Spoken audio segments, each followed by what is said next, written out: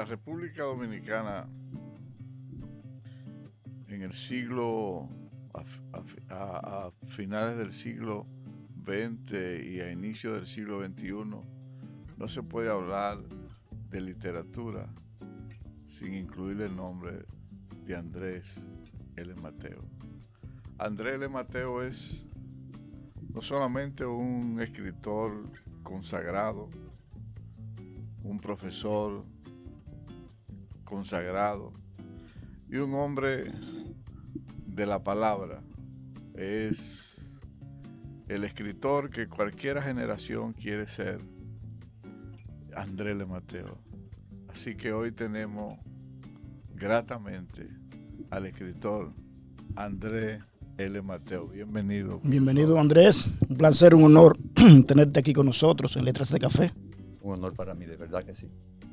Estoy entre dos amigos y además vamos a tratar temas que me son muy alentadores y que en un mundo tan convulso como el que estamos viviendo son como un oasis pequeño.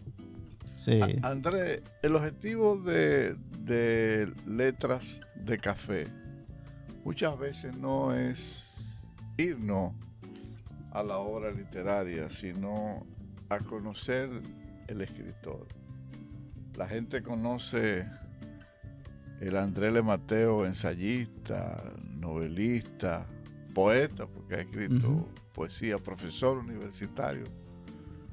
Pero el tiempo siempre borra los inicios.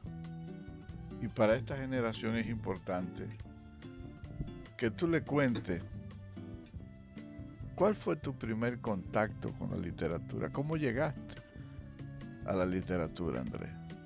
Yo he hablado de eso en algunas otras oportunidades.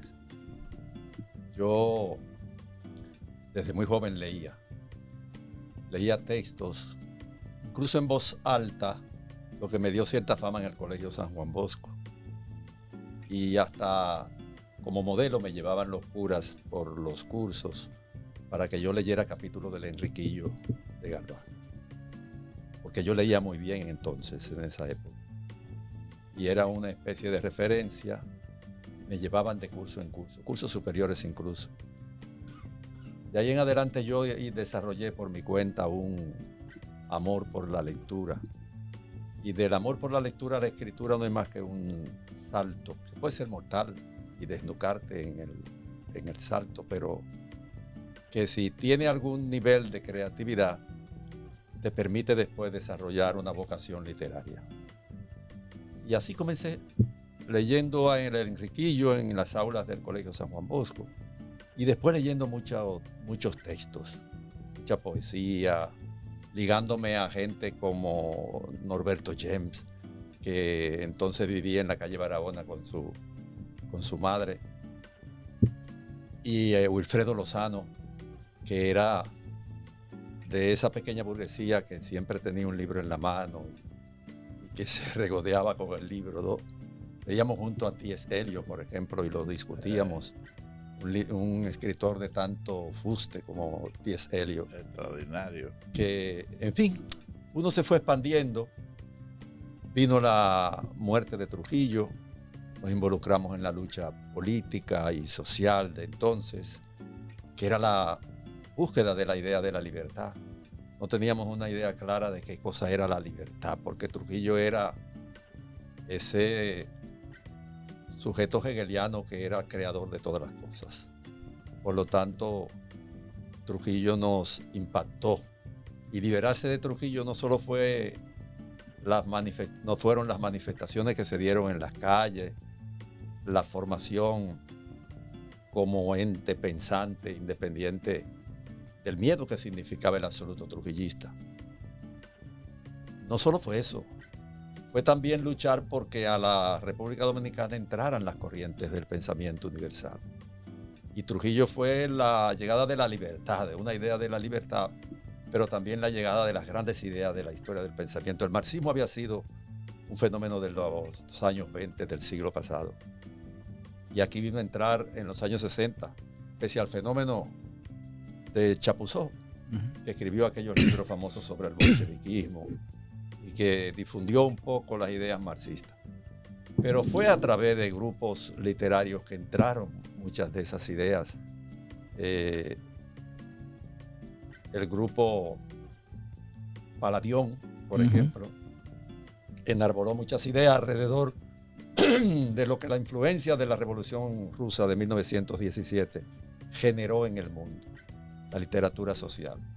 Toda una serie de factores de tipo históricos, literarios, de afinidad en grupos generacionales, de participación en la lucha social. Toda una corriente que se expandió después de muerto Trujillo fue configurando determinados grupos que una vez estalla la guerra social pospuesta que se debió haber dado una vez muerto Trujillo, la Revolución de Abril del 65, entonces se van a nuclear en grupos con afinidad ideológica y de formación socioeconómica. Ese es un camino largo. Cada quien después tomó su camino y sus decisiones alrededor de su quehacer.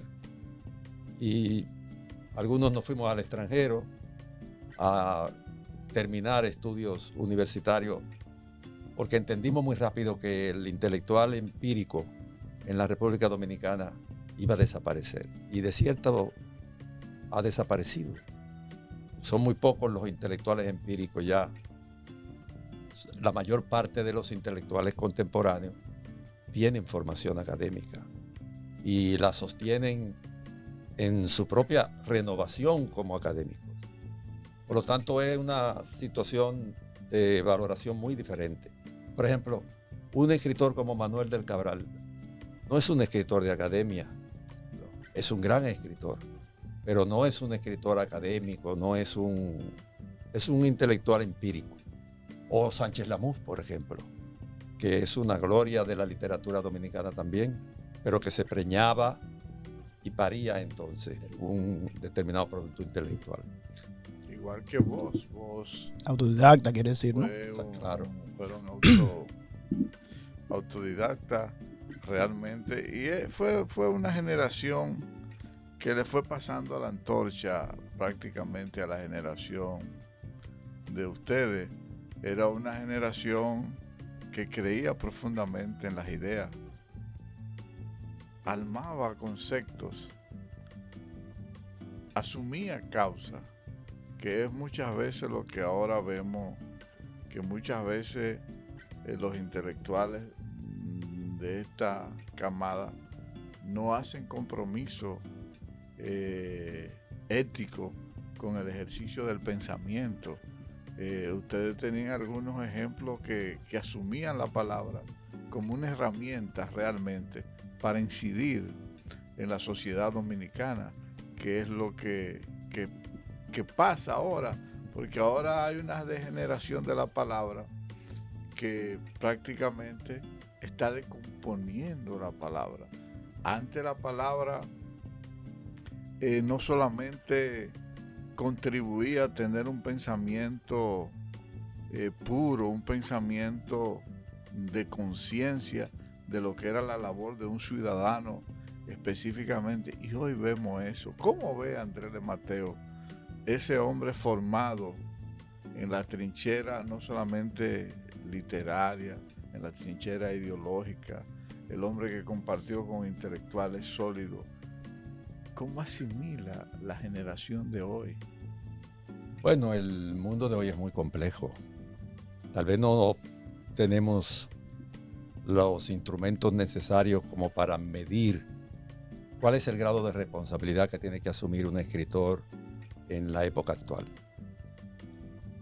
Yo ausculto frecuentemente este tipo de sociedad que estamos viviendo ahora y me doy cuenta cómo el discurso que uno desplegó en la coyuntura que le tocó vivir no sirve ya para entender esta sociedad, ni tampoco para entender los objetivos que desde el punto de vista espiritual debe concernir al papel de un escritor en una sociedad cuyo esfumato es casi imperceptible, que tú no sabes cuál es la escala de referencia en relación con la cual va a medir a un autor. Hoy día todo es permisivo.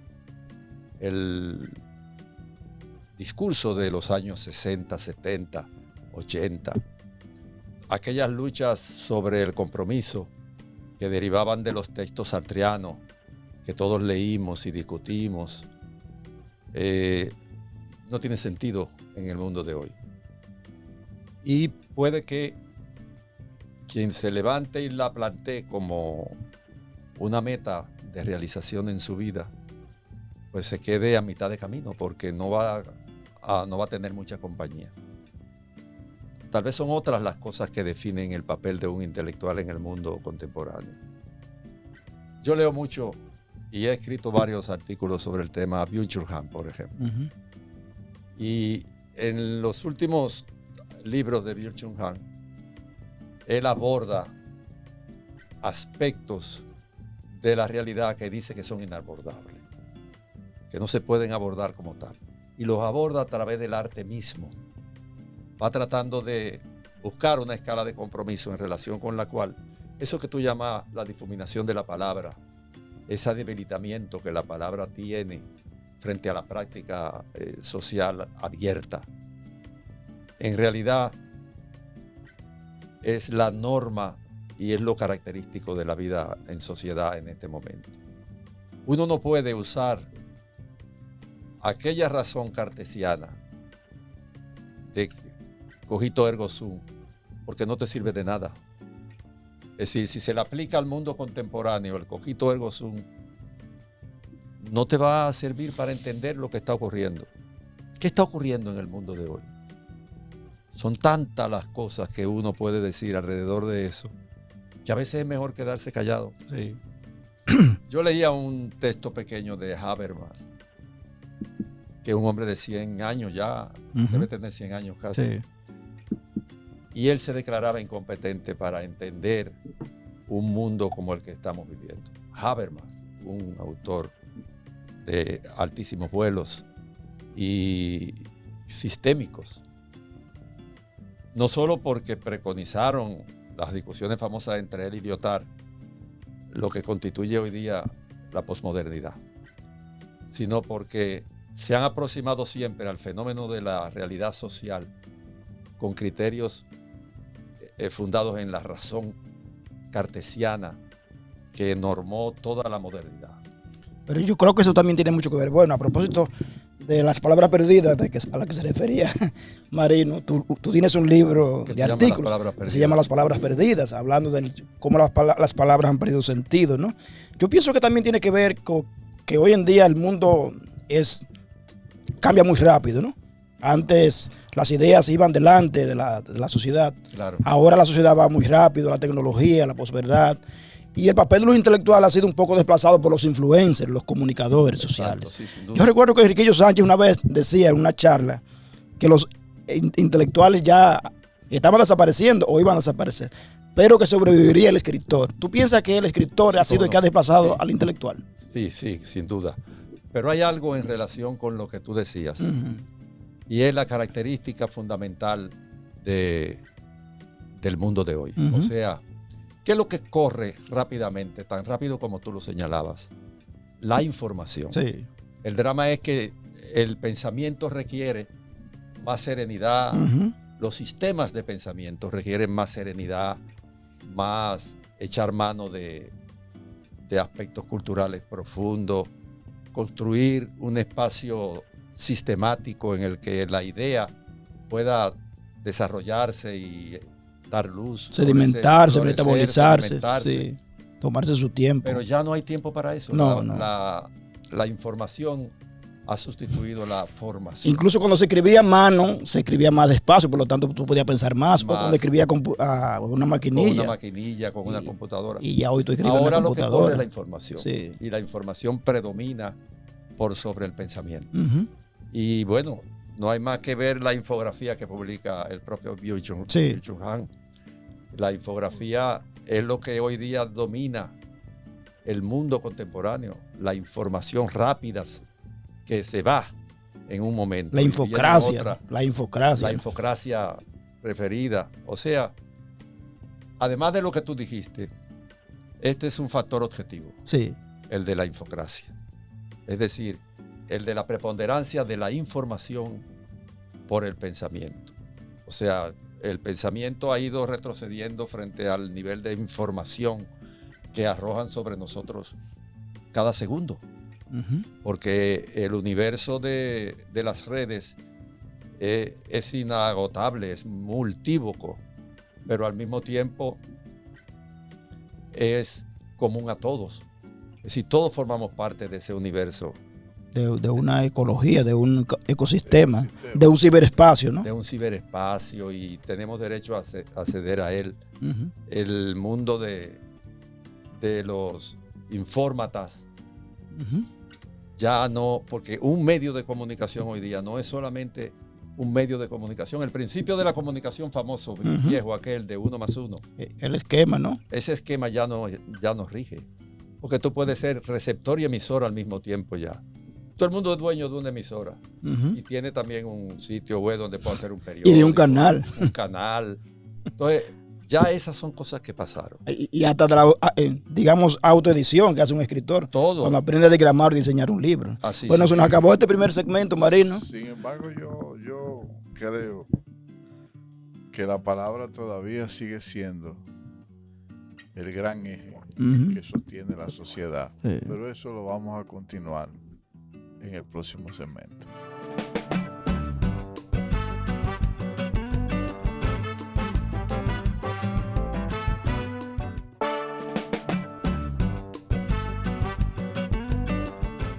Andrés, esto me toca a mí muy de cerca y quisiera preguntarte muy directamente, porque siempre me pregunté yo mismo esa pregunta. ¿Qué significa Barahona para ti? Barahona. Mucho, de verdad. Bueno, tú lo dices porque tú eres barajonero, ¿no? No, yo fui profesor allá. Sí, pero eso lo preguntas, ¿no? Y profesor muy querido. Sí. Significa mucho. Sí. Barahona era para mí un espacio muy agradable. La gran cantidad de estudiantes que fueron mis alumnos allí, yo me los topo en el camino. Los veo a veces en un liceo secundario siendo director de escuela. Los encuentro siendo abogado. El otro día en el Conde me abrazó uno que es abogado ahora. Y yo me quedé sorprendido. Porque en esos pueblos hay mucha gente que tiene vocación de superación y hace grandes esfuerzos por superarse. En Barahona había una gran cantidad de muchachos en esa disponibilidad. Y tenía muchos de ellos condiciones. Lo que ocurre es que, como la sociedad dominicana es tan rotundamente desigual, esas personalidades de esos muchachos que se definían como portentos, como gente que tiene deseos de aprender, inquietudes, y de estudiar y de buscar libros y cosas, no se destacan ni se aparcelan. Sería como que esos pueblos miraran hacia esos jóvenes y le dieran un estímulo especial. En Barahona había en esa época un gran movimiento cultural. Sí. En esa época recuerdo yo que estaba un Escuras Amaro, no me acuerdo el apellido de Amaro, pero era un gran profesor. Había una rondalla universitaria que incidía mucho en la sociedad, y clubes culturales alrededor de la universidad. Y habían unos profesores que llegaban de Santo Domingo, eran siempre bien esperados, y en eso estaba entonces el profesor Andrés, L. Mateo, Carlos Dore. Había uno de literatura que se llamaba Marino, por cierto, no recuerdo, creo que va. No, Marino Mejía, es un alto. Que vive en Nueva York, sí, de historia. Era historiador, fue director. Yo lo conocí en Nueva York. Sí, exacto, fue director. Era todo un movimiento, no solamente de ideas, era un ambiente universitario muy bueno, muy respetado inclusive. Y Andrés significó mucho para el pueblo de Barahona. Andrés siempre llegaba los viernes, Viernes llegaba yo en la tarde. Llegaban los viernes en la tarde. ¿Pero en qué época? Porque cuando yo era estudiante tuyo en Macorís, ¿tú viajabas a Macorís? Sí, yo viajaba. No, yo primero estuve en Barahona. Y yo recuerdo que también Carlos Dore estaba Carlos en esa Dore época. Andaba contigo siempre, ¿no? Y Leonel Fernández. Antes, sí. Ellos nos íbamos en el carrito de Carlos Dore, que era un carrito malo. Y a veces en el de Leonel. ¿Y ustedes no se iban en el bus de la UAS? No. Bueno, porque nos turnábamos. Ah, ok. Para que eran autobuses muy duros. Sí, durísimos. Pájaro azul. Sí. Los pájaros Bluebirds. Sí. Una vez chocamos con un burro, ahora que tú dices que era muy duro. Pero esos eran los profesores que hacían turismo, en el caso tuyo, que viajaban al interior. Para que la gente, bueno, los oyentes o televidentes se puedan poner en contexto, es que tú viajabas por la Universidad Autónoma de Santo Domingo a dar clases, ¿no? Como ahora. A las extensiones universitarias, ¿no? Todavía siguen y viajando los grandes profesores viajaron desde Pedro Mir hasta, hasta sí. Manuel Matos Moquete.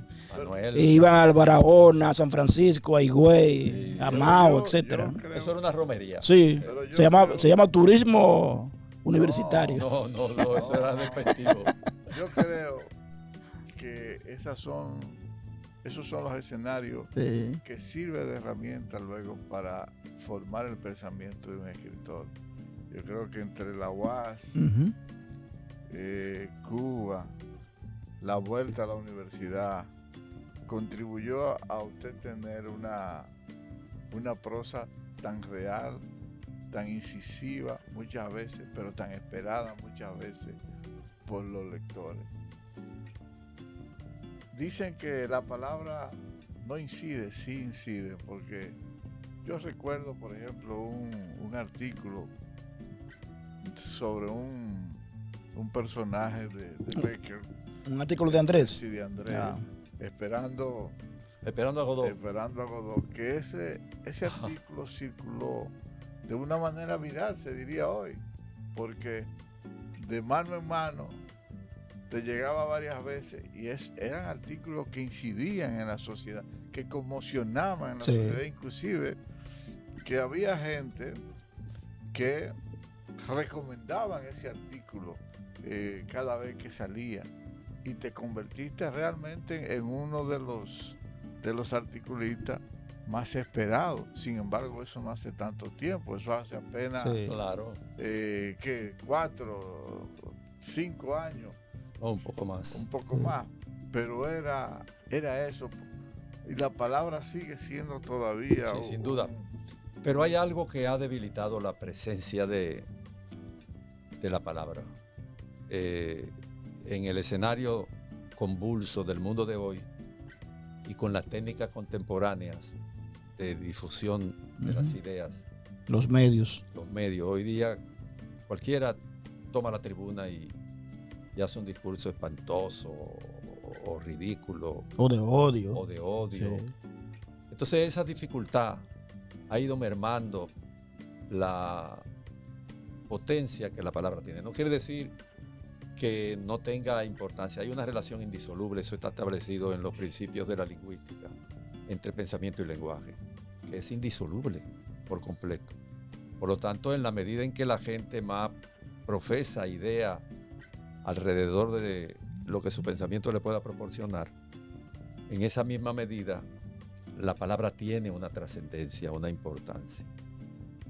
El mundo de hoy es una mezcla de muchas cosas y por lo tanto en él uno tiene que saber situar ya hoy día cuál es la línea de su pensamiento. Pero es tan difícil porque es una torrentela de información alrededor de la cual tu palabra navega, flota, ¿no? Es decir, es una torrentela de información. La información hoy día es apabullante. Pero tú te refieres a, por ejemplo, los medios electrónicos que predominan hoy coexisten con los medios físicos, ¿no? Claro. O sea que hoy más cualquiera puede opinar, escribir, correcto. O desmontar un discurso. A veces uno, me ha llamado mucho la atención, Andrés, que tú te pasas la vida entera estudiando, leyendo. Yo he escrito sobre ese tema, sobre un tema, ¿no? Tú lo dominas, tú eres un especialista. Escribes un artículo en la prensa y debajo aparecen las opiniones de los lectores, desmontándolo, criticándolo. el que no ha leído nada, el que sabe menos que tú. Increíble. Y eso se llama democratización de la información. No. La democratización de la información es el hecho de que hoy día, frente, por ejemplo, al apabullamiento de las empresas de comunicación, tú no estás indefenso. Tú tienes la posibilidad de responder, de irte a Google, de irte a Internet, a Facebook, cualquiera de las redes sociales. De las plataformas reconocidas, ¿no? No hay cómo, no hay cómo dejarte en silencio si tú no te quieres quedar en silencio. Pero obvio, el problema es que a cambio de eso hay una cuota que ha pagado la verdad y la razón. La verdad y la razón han pagado una cuota por esa uniformidad de las posibilidades de producir pensamiento que tienen hoy día de manera individual los seres humanos. Se ha horizontalizado el conocimiento en vez de hacerse vertical, ¿no? Claro. Mira que tengo que hoy decir frente a André algo que yo veía en Balaguer. Balaguer se oponía, pero totalmente, a que grupos de empresarios tuviesen medios de comunicación. Se oponía a eso y no. Ya hay una ley, ¿no? No quería que los empresarios que tuviesen mucho poder. Pero recuerdo, porque lo recuerdo como ahora mismo. Yo no sé si ustedes recuerdan una agencia de electrodomésticos que se llamaba Refrigeración Antillana. Claro. Oh, sí.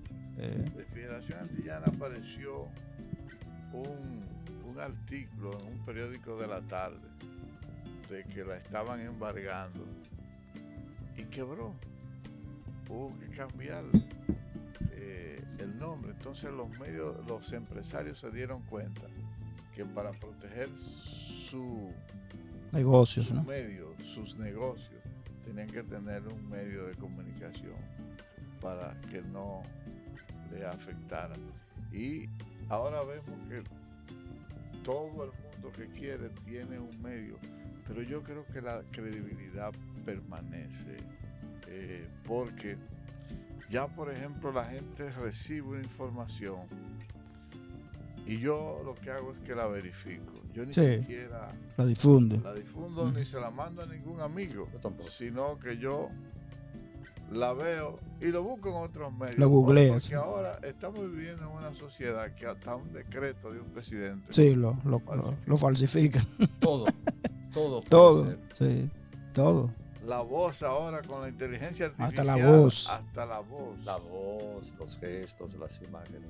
Todo. Entonces yo creo que la sociedad de hoy quizás se vuelva más selectiva en la información, porque estamos llegando a un proceso de que la degeneración es tan grande que ya el mismo medio va perdiendo la credibilidad, porque al final el valor de un medio es la verdad. Sí. Yo me crié con eso. Y antes, por ejemplo, ahora que tú hablas así, todo lo que decía el Caribe, por ejemplo, salió al Caribe, sí. Aunque ya no. Y en Barahona, en el sur, por ejemplo, cualquier periódico que llegaba, la gente decía, dame un Caribe. Sí, por eso es. De ahí porque era el único que había. Una sinécdoque, ¿no?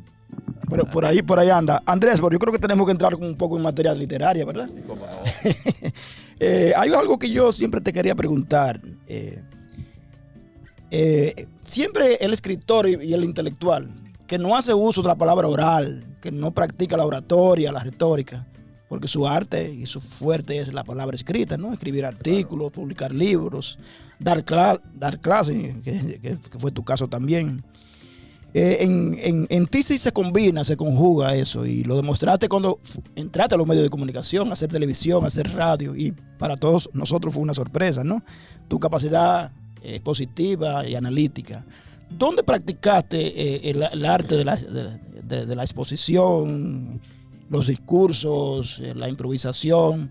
¿Te sirvió la docencia Cuba tuvo mucho que ver, porque en Cuba hay un vínculo muy estrecho entre la oratoria y el escritor, la elocuencia con los escritores cubanos, no sé por qué, pero tienen esa facilidad como que no tenemos nosotros. Bueno, en mi caso, yo pienso mucho en los salesianos. Yo viví muchos años en San Juan Bosco, porque yo nací por esa zona. Uh-huh. Y San Juan Bosco era como un espacio de libertad. Sí. En el trujillismo el espíritu absoluto era Trujillo. No había espacio para ningún otro tipo de heroicidad en la historia que no fuera el despliegue del espíritu absoluto que Trujillo encarnaba. Y entonces San Juan Bosco era como una especie de mundo aparte, al que la gente, los muchachos iban a jugar pelota, baloncesto, un montón de cosas que se hacía ahí en San Juan Bosco. El canal de televisión, que es donde se desarrolla tu novela El violín de la adúltera. Claro. Yo viví cerca de esa zona y lo sentía todos los días. Uh-huh. Yo me topaba todos los días con Elenita Santos, que era mi vecina, Uh-huh. con locutores famosísimos. Casandra Damirón, que vivía cerca, porque yo vivía en el área Pertino Pero, número 4 pero muchos años. ¿te gustaba la locución? ¿Practicaste la locución o seguías locutores? Sí, lo seguía, pero nunca la practiqué. Obvio, uno después vivió la vida política estudiantil. Yo fui dirigente estudiantil. Ahí está. Y hice discursos. Ahí está.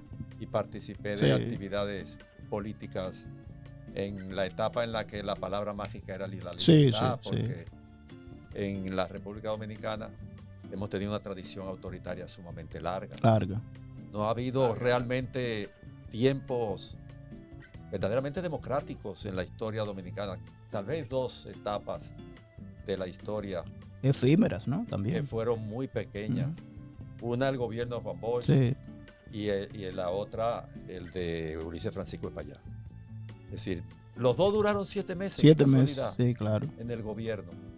Y mantuvieron su palabra de que la democracia no era un juego en abstracto en el orden social, de que la democracia tenía que darle un espacio real a la libertad, y la respetaron por encima de todo, porque Ulises Francisco Espaillá, por ejemplo, es una reduplicación, o Juan Bosch es una reduplicación del gobierno de Ulises Francisco Espaillá, por su verdadera vinculación con la democracia, con la libertad, con la idea de la libertad, y porque concibieron un espacio que le fue particularmente significativo al país, porque rompió la gran tradición autoritaria. El que se lee Ideas de Bien Patrio, por ejemplo, que se lo recomendaba siempre a mis estudiantes, al margen de todo, léanse ese librito para que ustedes vean una idea de lo que un gobernante concibe como modelo de ejecución política y social en el poder, ya en el poder. Y cómo las notas de Ulises Francisco Espaillá le permiten a él incluso asquearse de lo que veía todos los días, que era acción de gobierno. Todos esos generales de la Restauración, lo que le pedían entrevista era para irle a pedir vaina. Sí. Para irle a pedir, y él decía, pero yo quiero gobernar con un ejército de maestros. Estos generales no me dicen nada, y todos los días tengo la agenda llena de citas, y que me vayan a pedir un pedazo de tierra que tenían apartado ya, que tienen esto. Es decir, nosotros hemos tenido una tradición autoritaria muy larga. Pero ese es, digamos, tu caso, Andrés, que pudiste ver el gobierno de Juan Bosch, ¿no? Claro. Donde pudiste expresarte. Pero entonces luego te vas a Cuba a estudiar, y en Cuba no es un modelo de democracia, no de libertad. Nada, entonces, ¿cómo te hiciste para poder practicar el arte de la expresión, de la libertad, de pensar, escribir, como estudiante? En la medida en que lo podía hacer, lo hacía. Por ejemplo, como estudiante y como ayudante de profesor. Yo fui ayudante de profesor en la Universidad de La Habana 3 años casi. Y el mundo de la libertad formal en Cuba, en el ámbito universitario, es un poco más flexible. Uh-huh. Pero mi decana era una persona muy joven. Y yo, como asistente de profesor de Retamar, nada más y nada menos. Sí. Retamar. Le rendía resúmenes a ella, ¿no? era con ella. Ese era un ámbito diferente, pero obvio, Cuba es un país en el que las cosas están completamente controladas. Sí. No hay ningún marco en el que las ideas del pensamiento propio se puedan expresar sin cortapisa. Sí, donde hay un solo periódico. Donde hay un solo periódico, como aquí, en una época, ¿no? Bueno, sí. Un solo periódico, una sola emisora de televisión. Vaya, en Cuba, si tú salías en televisión, yo salí una vez en televisión y después por la calle cuando me saludaban. Es un acontecimiento, claro. Mira, Andrés, tenemos la segunda pausa ahora y quisiera en el último bloque preguntarte qué estás haciendo ahora, pero eso me vas a responder en el segundo y último bloque.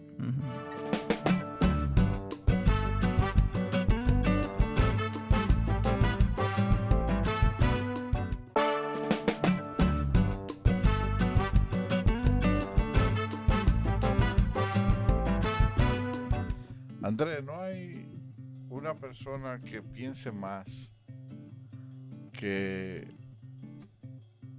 un embajador en una sede en las noches, sobre todo cuando no están los amigos rutinarios, las esquinas que uno visita, las casas.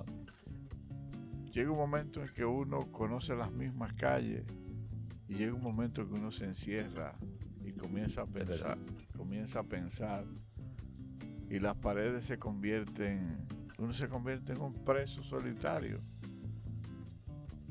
No escribió Andrés de Mateo nada en ese proceso. Bueno, en la UNESCO, tú dices, ¿no? Cuando estuvo en la UNESCO en París. Yo estuve en París 4 años y medio. Y estaba en un organismo multilateral. Es decir, la UNESCO es un organismo multilateral y el embajador no tiene agenda propia. Su agenda la hace el secretariado, porque la UNESCO es una institución muy abierta y al mismo tiempo muy plural. Incluye ciencia, incluye cultura, educación, innovación, ciencia abierta, incluye la expansión de la inteligencia artificial. Nosotros trabajamos 2 años en la normativa de la inteligencia artificial. En la normativa publicada, yo participé ampliamente durante 1 año y medio casi sobre el tema de la inteligencia artificial. Incluye las grandes ramas de la lucha social, la discriminación, las opciones por sexo, la libertad de prensa. Es decir, la UNESCO es un caleidoscopio de enormes frentes de batalla, que son los característicos de la vida en sociedad, de los seres humanos, ¿no?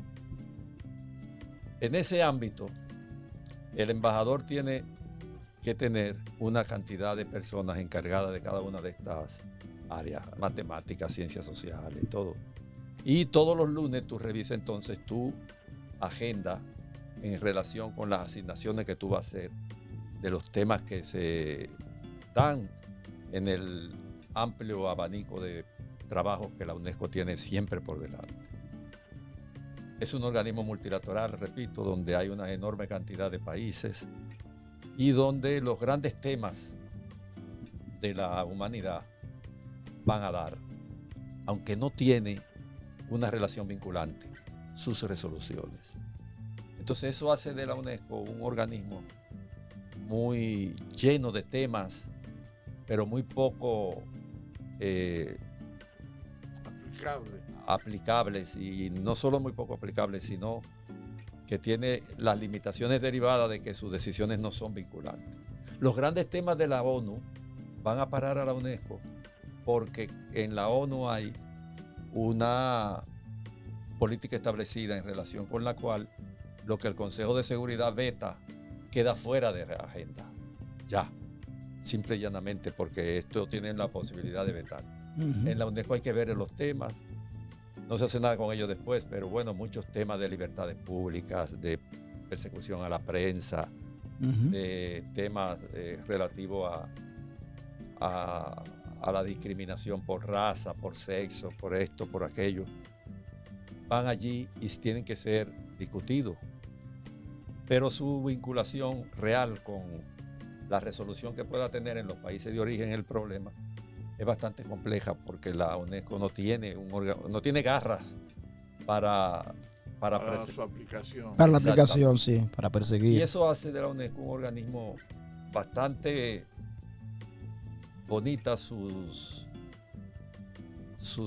objetivos, sus tareas consignadas en la normativa universal de las sociedades, de la organización social, son en la práctica después muy difícil de implementar. Hay cosas en las cuales la UNESCO se mete y trabaja con ellas, pero los resultados podrían ser más si la geopolítica no fuera tan feroz. Sí. Pero mira, Carpentier él tuvo en la UNESCO. Cuando fue a Haití, por ejemplo, pudo explorar y escribir una novela. Sí. El reino de este mundo. El reino de este mundo. Claro. Encontró temas. Jorge Edward, cuando estuvo también como diplomático, encontró muchísimos temas. En Cuba. Que escribió. En Cuba escribió... Persona non grata. Persona non grata, sí. No, yo tengo un trabajo que comencé allí, pero era muy difícil para el embajador, porque el embajador bilateral hace su agenda. Sí. Y no tiene que asistir a las enormes cantidades de sesiones que tiene UNESCO, que en este frente, que en inteligencia. Pero vi, por ejemplo, en tu caso, que en algunas embajadas, en algunos países, te invitaban a dar conferencias. Y mucho. Yo estuve en Kuwait ahora y en Arabia Saudita dando una semana de conferencias sobre la historia de América Latina. Y esos son trabajos. Sí. No, pero de eso trabajo, sí ensayo. Y lo publiqué. Conferencia, por lo menos ¿no? el discurso salió aquí. Sí. El final. Pero Andrés, vamos a aterrizar en la literatura, ¿verdad? Estamos en literatura. Te iba a preguntar, Andrés, bueno, todos sabemos que tú, o como casi todo escritor, empieza por la poesía. Empezaste a escribir poesía, poemas. Todavía te siguen diciendo poeta, pensé que ya tiene 50 años o más que no escribe ni publica poesía. Sí, publiqué al margen del venerable Heráclito. Sí, pero por ejemplo, pero por ejemplo, tú eres esencialmente un novelista, ¿no? Sí, claro. Sin embargo, hay novelistas que cultivan el cuento. Tú no has cultivado nunca el cuento. Sí, yo hice varios cuentos. Pero nunca libros. No, en libros no. Yo recuerdo que creo que en Isla Abierta publicaste una vez un cuento, o dos o tres. Dos en Isla Abierta. Y luego te metiste de lleno a la novela. Pero entre una novela y otra hay muchos espacios, ¿no? Y luego cultivaste el ensayo, ¿no? Y la crítica, con varios libros, varios volúmenes. ¿Qué ha pasado después de El violín de la adúltera? Que todo el mundo espera, ¿cuándo va a publicar Andrés su próxima novela? Pronto, probablemente. ¿Viene una novela? Bueno, no sé si vendrá porque todavía no tengo como tanto ánimo, pero le falta poco. Sí. Fue la que pude avanzar en las condiciones en las que se trabaja en la UNESCO. Otro embajador, tú fuiste embajador también. Sí. Otro embajador podría tener más facilidades de trabajo si fuera en un bilateral. Sí, porque lo de la UNESCO no, el embajador está siempre en movimiento. Todos los días tiene agenda llena. Todos los días en la UNESCO eso es... Yo no creía que... Pero eso fue de 2004. Era más light que la de nosotros. Yo no sabía que había tanto trabajo. Pero eso fue de 2020 para acá, no. Pero yo digo de 2020 hacia atrás. Bueno, yo he escrito poesías. Recientemente publiqué Al margen del venerable Heráclito, un poema largo sobre mi regreso a República Dominicana después de 11 años de estar fuera. Y he publicado otros poemas también. En fin, en lo que respecta a la poesía la he frecuentado poco, pero he hecho algo. Tengo 2 cuentos también de la guerra. Pero nunca ha hecho libros de cuentos. No, ni tampoco libros de poesía como tal. Exacto. Nosotros publicamos... Plaquetes eran, ¿verdad? Plaquetes, ¿te acuerdas? Sí. Mateo Morrison, Abreu Mejía y Rafael Abreu Mejía. Publicamos una plaqueta. ¿Cómo era que se llama? Poesía 1 y 2 era. Poesía 1 y Poesía 2, que eran del movimiento cultural universitario. Claro, claro. Sí, porque uno tiene muchas cabalgaduras. Sí. Pero luego nunca has escrito teatro, sino novelas y ensayos. Escribí una obra de teatro en Cuba que se llama Ilión 1965, que es... Ilión era uno de los nombres de Troya, y por lo tanto era referido al cerco que tiraron los Estados Unidos a la zona constitucionalista. Esa obra de teatro yo la tengo, nunca la he sacado. ¿Nunca se montó ni se publicó? No, en Cuba íbamos a hacer un montaje en lo que se llamó el 13 de abril, que es un capítulo de las luchas universitarias cubanas de la época. Y se iba a montar, pero no recuerdo por qué circunstancia finalmente después no se montó. Pero sí, he hecho incluso una obra de teatro. Me gustaba en una época escribir teatro. Hice otra también que tenía que ver con la guerra de nuevo, pero en otro aspecto. Marcio, por ejemplo, que hizo muchas novelas y ensayos. Marcio hizo de todo. También escribió una obra de teatro. No una, varias obras de teatro. En la época de Trujillo, ¿no? Pero, por ejemplo, muchos lectores te dicen y piensan que tú sigues siendo poeta en tus novelas, ¿no? O sea, porque tus novelas son muy poéticas, muy líricas. Eso significa que tú has cultivado esa expresión o esa técnica, ¿las has cultivado adrede o inconsciente? La poesía tiene un poder de síntesis que ningún escritor puede despreciar. Sí. El poder de síntesis que la poesía no lo tiene ningún otro género. La aventura de los géneros literarios. En la poesía, tú te detienes cuando haces categorización de los géneros. Tienes que detenerte porque cualquier cosa que tú digas de la poesía las rompe. Por ejemplo, la otra Penélope parece un largo poema en prosa. Lo es un poema en prosa. Como Pedro Páramo, que es un largo poema en prosa. Páramo, es decir, la poesía tiene la posibilidad de tú decir muchas cosas en un espacio bastante reducido. ¿De dónde te viene? ¿Cuál es la influencia? ¿Cuáles fueron tus maestros para convertirte en novelista, para practicar el arte de la novela? La poesía lírica. Faulkner, por ejemplo. Yo fui un lector de Faulkner furibundo en una etapa. Pedro Peix y yo nos poníamos metas de lectura con Faulkner. Y comenzábamos a leer desde yo leí La Mansión, que es mucho decir. Sí. Es decir, La Mansión es un texto desigual de Faulkner, nada más y nada menos. Que no es una de sus grandes novelas. No, por supuesto, tú no lo puedes comparar con... Mientras agonizo, El sonido de la furia, Santuario. Tú no puedes compararlo. Absalón. Esa sí es difícil. Luz de agosto. Pero Absalón. Pero Faulkner fue el maestro de García Márquez, de Vargas Llosa, de todos. Y de un montón de escritores europeos. Sí. Es decir, Faulkner fue un escritor y no salió nunca del sur. No, era un campesino. El que se lee el libro de Finkelstein sobre Faulkner entiende por qué la saga del mundo faulkneriano es tan compacta. Porque Faulkner siempre le quedó en la cabeza el sur idílico que los sureños levantaron frente al yanqui del norte, que era tosco, agresivo. Montaba caballo, incluso él muere de la caída de un caballo, como consecuencia, ¿no? Es decir, el mundo faulkneriano es un mundo que dio para muchas. El Comala de el Santa María de Onetti.